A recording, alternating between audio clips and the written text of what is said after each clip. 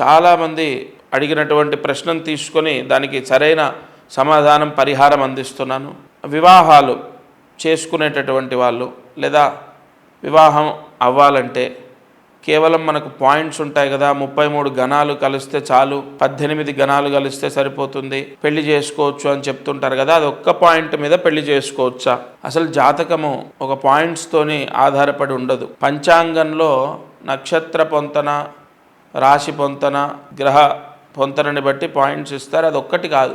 వివాహం చేసుకోవాలి, నిండు నూరేళ్ళు ఆనందంగా ఉండాలి, భార్యకు భర్తకు పిల్లలకు ఆరోగ్యాలు బాగుండాలి, మంచి ఇల్లు కొనుక్కోవాలి, ప్రశాంతంగా ఉండాలి అంటే పెళ్ళి చేసే ముందు వాళ్ళ జాతకాలు చూపించాలి. ఒక పాయింట్ ఆధారంగా తీసుకోవద్దు. ఫలానా నక్షత్రానికి ఫలానా నక్షత్రం అమ్మాయి సరిపోతుంది, ఇన్ని పాయింట్లు కలిశాయి అని చేయడం వల్ల నష్టపోయేది మనమే. చెప్పిన వాళ్ళు వారికి ఉన్నటువంటి హాఫ్ నాలెడ్జ్తో ఏదో చెప్తారు. మీరు తెలుసుకోవాలి సరైనటువంటి సిద్ధాంతి ఎవరు, సరిగా చెప్పేవాళ్ళు ఎవరు, వాళ్ళ దగ్గరికి వెళ్ళి అమ్మాయిది అబ్బాయిది జాతకం చూపించాలి. అంతే తప్ప మీరు పెళ్ళంటే ఒక నెలనో 2 నెలల్లోనో లేదా లాస్ వస్తే ఇంకో వ్యాపారం మార్చినట్టు కాదు కదా. పెళ్ళి అనేది చాలా ముఖ్యం. అసలు మనుష్యుడి యొక్క జీవితంలో ఆయన లైఫ్లో అమ్మాయికి కానీ అబ్బాయికి కానీ టర్నింగ్ పాయింట్ లాంటిది. తర్వాత జీవితం మొత్తం భార్యతోనే లేదా భర్తతోనే కదా. కాబట్టి అమ్మాయి లగ్నం అబ్బాయి లగ్నం మిత్ర లగ్నాల సమసప్తక లగ్నాలు వచ్చాయా, లేదంటే రాశి గ్రహమైత్రి అష్టక వర్గం నవాంశ చక్రం షోడశ చక్రాల్లో సప్తాంశ అన్నీ చూసుకోవాలి. నక్షత్ర పొంతన, గ్రహ పొంతన, మిత్ర శత్రుత్వాలు. ఈ మేక జింక రాగానే చేయొచ్చు, లేదా పులి మేక వస్తే చేయకూడదు. అవి ఒక పాయింటే. పెళ్ళికి మనం 100 పాయింట్లు చూడాలి. అందులో ఒకటంటే ఇంకా మిగతా 99 అవి చూసుకోవాలి కదా. కాబట్టి పెళ్ళి అనేది చాలా పెద్ద వేడుక. 2 మనసులు కలవాలి. వాటికి పూర్తిగా అమ్మాయి జాతకంలో శుక్రకుజులు, అబ్బాయి జాతకంలో శుక్రకుజుల యొక్క పరిస్థితులు చూడాలి, అష్టమ స్థానం చూడాలి, సప్తమాధిపతి యొక్క స్థితిగతులు చూడాలి. చాలా ఉంటాయి. పెళ్లి చేసేటప్పుడు సరైన జాతక పరిశీలన అనేది చాలా అవసరం. మీరు అడిగిన ప్రశ్న ఏంటంటే కేవలం పాయింట్లు కలిస్తే పెళ్లి చేసుకోవచ్చా అంటే చేసుకోకూడదు. అలా ఈరోజు కాలసర్ప దోషాన్ని గురించి మాట్లాడాలి.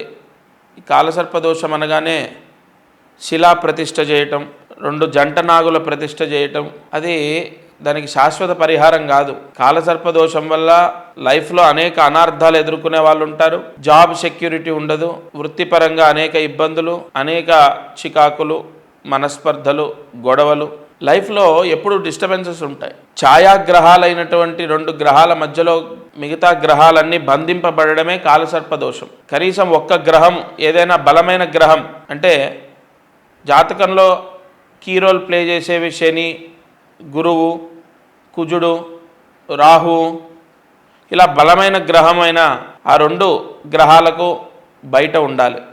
అంటే రాహుకి కేతుకి అటువైపు కానీ ఇటువైపు కానీ ఉండాలి. అలాగే మన ప్రశ్న ఏంటంటే ఈ కాలసర్పదోషం చాలా ప్రమాదకరమైందా, లైఫ్ లాంగ్ అనుభవించాలా? అయితే ఉంటుంది, దాని ప్రభావము లైఫ్ లాంగ్ ఉంటుంది. కానీ దానికి మహర్షులు పరిహారాన్ని అందించారు.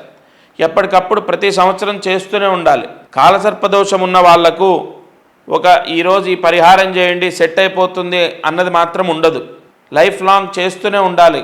అలా చేస్తూ ఉంటే ఏం కాదా? ఖచ్చితంగా ఏం కాదు. ఎందుకంటే ఏ సంవత్సరానికి ఆ సంవత్సరం గ్రహనాయకత్వాలను బట్టి మీరు పరిహారం చేస్తున్నప్పుడు ఆ దోషం పోతుంది. దానివల్ల జరిగే అనార్థాలు ఏంటి అంటే డబ్బు మీద ఉంటుంది, కెరియర్ మీద ఉంటుంది, హెల్త్ మీద ఉంటుంది. అంటే ఇక మనిషిని ఏదో రకంగా డిస్టర్బ్ చేయాలి. పెళ్ళి అవ్వకుండా, పిల్లలు పుట్టకుండా, లేదంటే ఉద్యోగం లేకపోవడం, వ్యాపారంలో నష్టం రావటం, అసలు ఏ పని చేయకుండా తండ్రి సంపాదన మీద జీవితాన్ని గడపడం, లేదా భార్య సంపాదన మీద జీవితాన్ని గడపడం, లేదా తల్లి సంపాదన మీద జీవితాన్ని గడపడం. అంటే ఇక్కడ కాలసర్పదోష ప్రభావము ఏదో బలమైన లోపాన్ని మనిషికి పెడుతుంది.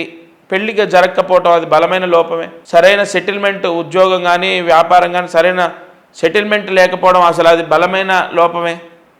పిల్లలు లేకపోవటం అది బలమైన లోపమే. ఏదో చిన్నగా జ్వరం వచ్చో కింద పడి దెబ్బలు తాకించుకోవడం అలా కాదు. లైఫ్ లాంగ్ ఫేస్ చేసే ప్రాబ్లంని ఇచ్చేస్తుంది. దానికి పరిహారం ఏంటంటే ఎవరైతే ఈ శతభిష నక్షత్రం కానీ లేదా మఖా నక్షత్రం కానీ ఎందుకంటే శతభిష నక్షత్రానికి కుంభరాశి, మకా నక్షత్రానికి సింహరాశి, క్వైట్ ఆపోజిట్లో చేస్తారు మీరు పరిహారం. ఆ 2 నక్షత్రాల్లో చేయాలి. ఒకటి శతభిష నక్షత్రంలో, ఒకటి మకా నక్షత్రంలో. ప్రతి సంవత్సరం చేయాలి. శతభిష నక్షత్రంలో శ్రీకాళహస్తిలో పూజ చేయించుకొని అక్కడ నిద్ర చేయాలి. బాగా వినండి, శతభిష నక్షత్రం ప్రతి నెల వస్తుంది. మీకేం హైలీ ఇంపాసిబుల్ అన్న పరిహారాలు చెప్పను నేను. 10 ఏళ్లకు ఒకసారి వస్తుంది, ఆ రోజు మీరు అన్ని పనులు మానుకొని వెళ్ళాలి అన్నది కాదు. ప్రతి నెల వస్తుంది, ఒక నెల సమయం తీసుకొని వెళ్ళాలి. మళ్ళీ 2 ఒకే నెల చేయాల్సిన అవసరం లేదు. ఇప్పుడు ఈ నెల శతభిష నక్షత్రం చేయండి, వచ్చే నెల మకా నక్షత్రం చేయండి. 2025లో చేయాలి, 26లో చేయాలి, 27లో చేయాలి, బ్రతికినంత కాలం. ప్రతి సంవత్సరానికి ఒక్కసారి. కాలసర్పదోష నివారణార్థం శ్రీకాళహస్తిలో పూజ చేస్తారు. ఆ కాలసర్పదోషం పోవడానికి, దోషం తగ్గడానికి ఆ పూజ చేయించుకొని శతభిష నక్షత్రంలో అక్కడ స్వామివారి అంటే అమ్మవారిది, పార్వతీ పరమేశ్వరుల దర్శనం చేసుకొని అక్కడ నిద్ర చేయాలి. అదైపోయిందా, ఇక మకా నక్షత్రం. మకా నక్షత్రంలో కాణీపాకం. ఎందుకంటే కేతువు పూర్తిగా గణపతి ఆధీనంలో ఉంటాడు కాబట్టి చాలామందికి ఈ పరిహారం పనిచేసింది.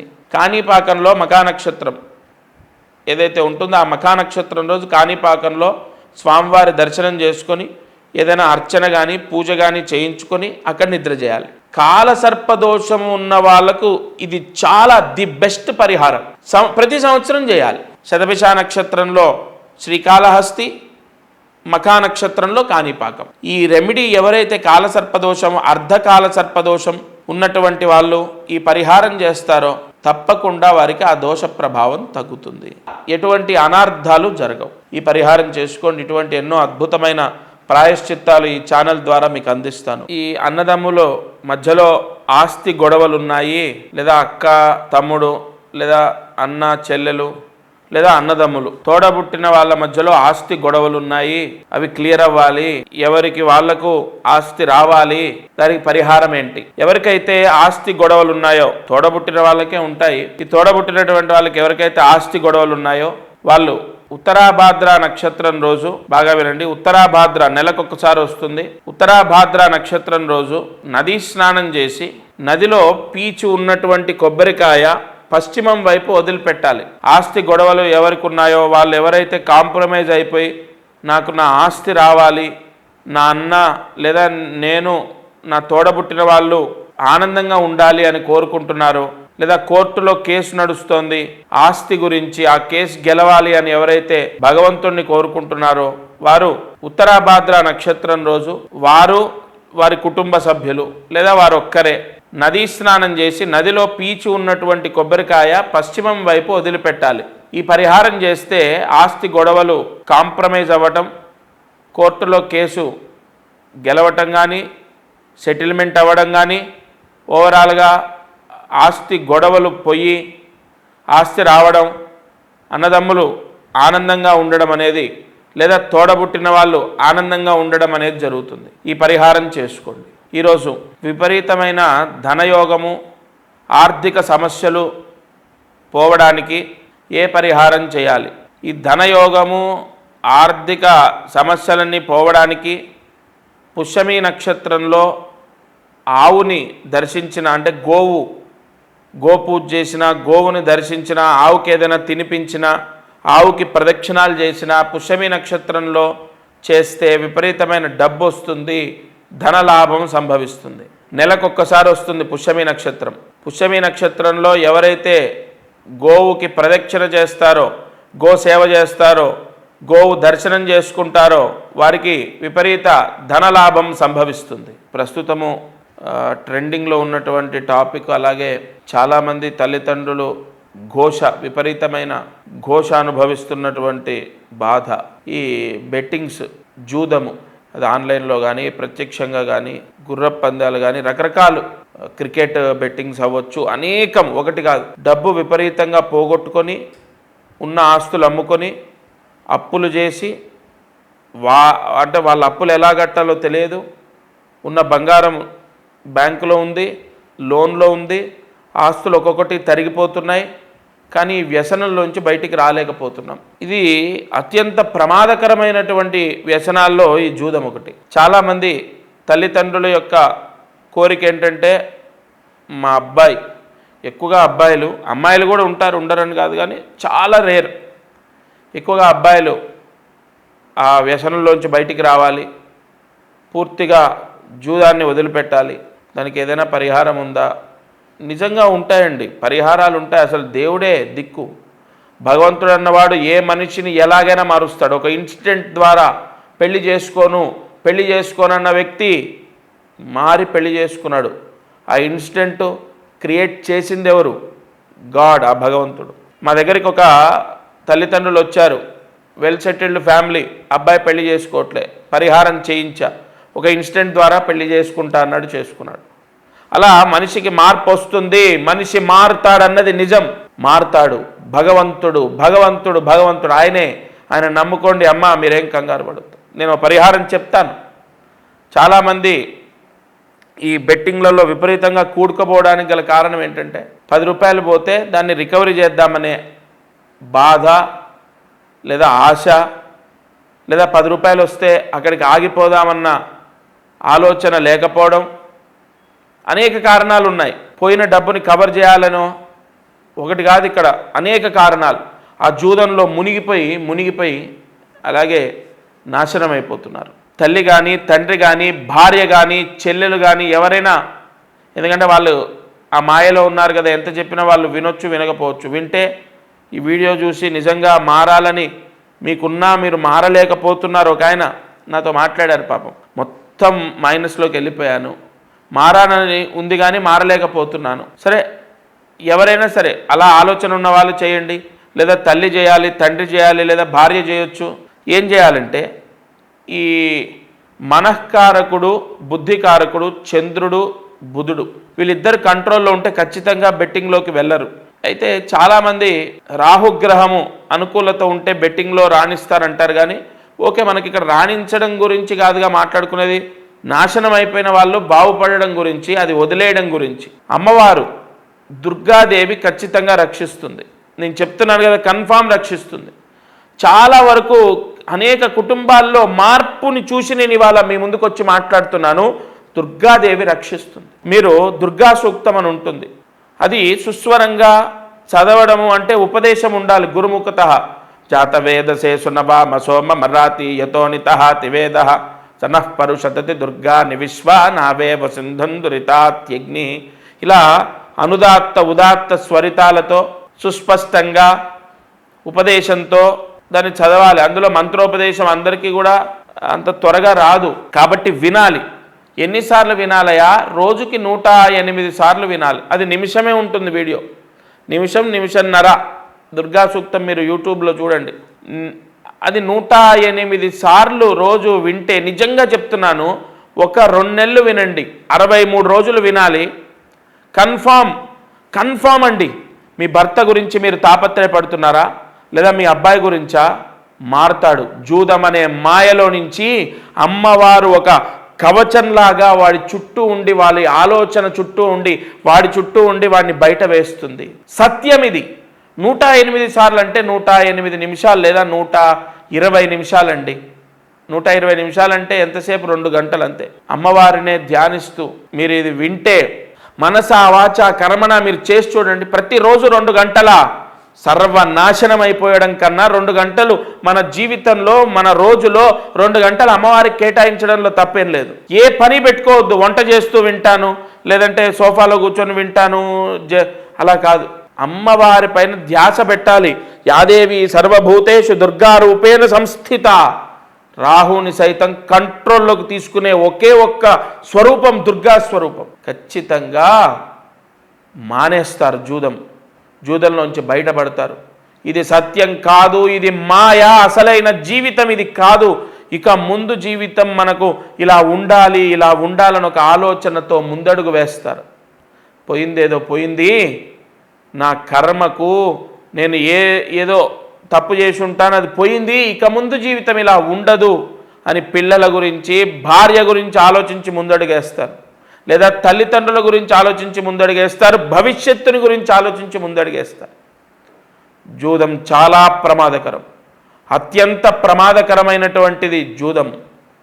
కావున అమ్మవారు దుర్గాదేవి రక్షిస్తుంది, పరిహారం చేసుకోండి. ఈరోజు ప్రశ్న ఏమిటంటే చాలామంది అడుగుతున్న దాంట్లో కొన్ని తీసుకొని మేము చెప్తున్నాము, వీడియోస్ చేస్తున్నాం.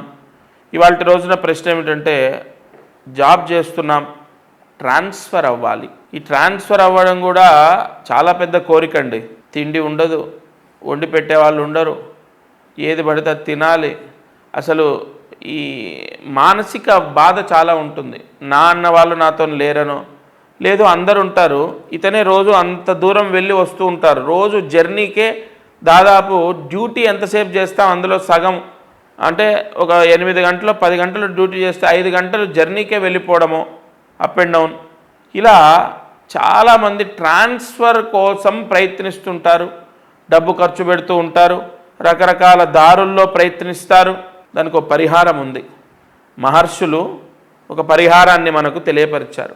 ఎవరైతే అనురాధ నక్షత్రంలో, ఎందుకంటే ఆ నక్షత్రంలో చంద్రుడు నీచ, మీరు చంద్రుడు వృశ్చిక రాశిలో ఉన్నప్పుడు ఈ పరిహారం చేస్తారు. ఎప్పుడే అనురాధ నక్షత్రంలో గుమ్మడికాయ దానం చేస్తారో బ్రాహ్మణుడికి, ఏ గుళ్ళో పనిచేసే అర్చకుడికైనా, మీకు తెలిసిన బ్రాహ్మణుడికైనా వస్త్ర సహితంగా తెలుపు రంగు వస్త్రము, గుమ్మడికాయ, అది కూడా మామూలుగా మనం కొట్టే గుమ్మడికాయ కాదు, కట్టేది బూడిద గుమ్మడికాయ అంటాం కదా, మంచి గుమ్మడికాయ కాదు, ఈ ఇంటికి కట్టే గుమ్మడికాయ, అలాగే వస్త్రము, ఈ రెండు కలిపి బ్రాహ్మణుడికి అనురాధ నక్షత్రం రోజు దానం చేస్తే తప్పకుండా జాబ్లో ట్రాన్స్ఫర్ అనేది లభిస్తుంది. ఇది గత కొన్ని సంవత్సరాలుగా నాకు తెలిసిన వాళ్ళకి చాలామందికి చెప్తున్నాను. ప్రాక్టికల్గా ప్రూవ్ అయినటువంటి పరిహారాల్లో ఇదొకటి.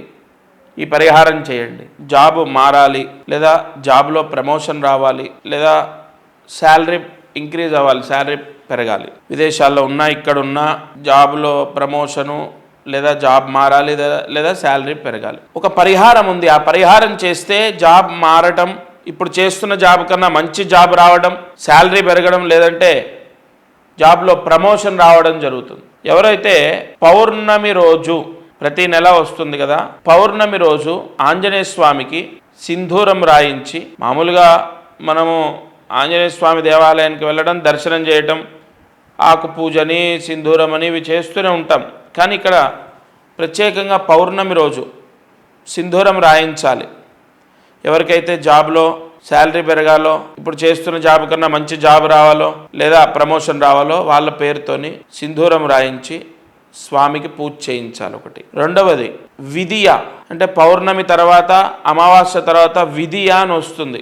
ఆ విధియ రోజు ఈ జాబు చేస్తున్నటువంటి వాళ్ళు, ఎవరైతే ప్రమోషను లేదా జాబ్ మారడం లేదా శాలరీ పెరగడం జాబ్ చేస్తున్న వాళ్ళు, ఈ పౌర్ణమి రోజు చెప్పిన పరిహారము వాళ్ళ తరఫున వాళ్ళు చేయొచ్చు, లేదా వాళ్ళ తరఫున భార్య లేదా తల్లి లేదా తండ్రి చేయొచ్చు. కానీ ఇది జాబు చేస్తున్న వాళ్ళు చేయాలి. చేస్తే వాళ్ళకు ప్రమోషన్ వస్తుంది, లేదా జీతం పెరుగుతుంది, లేదా ఇప్పుడు చేస్తున్న జాబ్ కన్నా మంచి జాబ్ వస్తుంది. ఏం చేయాలి? విధియ రోజు తలస్నానం చేసి గణపతి సహస్రనామం చదువుకోవాలి.